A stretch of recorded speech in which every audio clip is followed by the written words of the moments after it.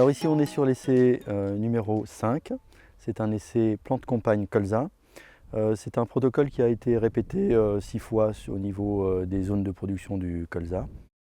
L'enjeu c'est de maximiser l'efficacité de nos plantes compagnes, c'est-à-dire en termes de couverture, de production de biomasse, donc d'impact sur la culture, tout en réduisant les risques de devoir avoir recours à des désherbants en sortie hiver, donc réduire les risques d'utilisation de pesticides liés aux plantes compagnes.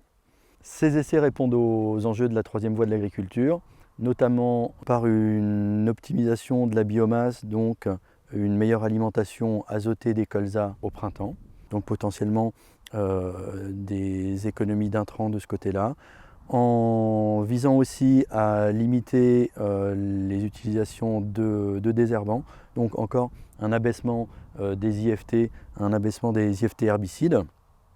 Alors au niveau des modalités testées, on a essayé d'augmenter la densité, dans un premier temps déjà, d'augmenter la densité globale en termes de plantes mètres carrés sur les plantes campagne. Donc l'idée ça a été, au lieu de travailler sur des mélanges à 2 ou 3 espèces, de travailler sur des mélanges à 2, 3, 4, voire même éventuellement un peu plus. Mais 3 ou 4 espèces, ça a été vraiment le centre du protocole. Alors en termes d'espèces, on a travaillé du trèfle d'Alexandrie, du fenugrec, de la lentille, de la vesse et du lin. Et ensuite, on a cherché des équilibres toujours en essayant de ne jamais d'éviter de dépasser les 30-35 pieds mètres carrés sur une seule espèce. Globalement, on essaye d'avoir 80 à 100 pieds au mètre carré sur l'ensemble des plantes campagne pour avoir suffisamment de couverture et avoir suffisamment de mobilisation azotée. En termes de résultats, pour l'instant, avant passage de la moissonneuse, on est à floraison.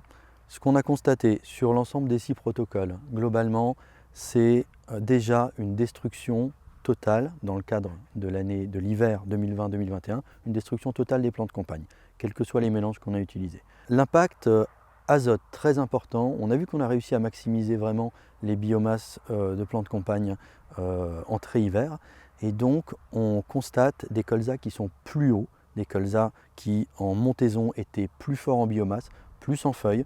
Donc on s'attend quand même à avoir un impact de ce surplus azoté lié à la décomposition des plantes campagne, avoir un impact sur le rendement, donc à confirmer par la moissonneuse.